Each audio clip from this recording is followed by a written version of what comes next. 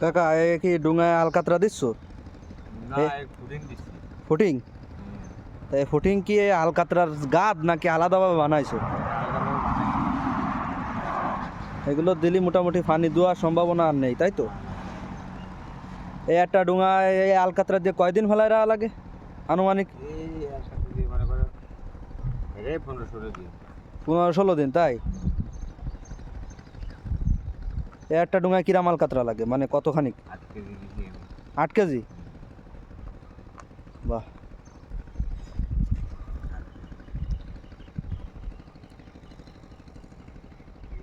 মোটামুটি ডুঙায় আলকাতরা দিতে ভালোই কষ্ট আছে না? ওই তো আছে মানে দেয় কিষেন দিয়ে।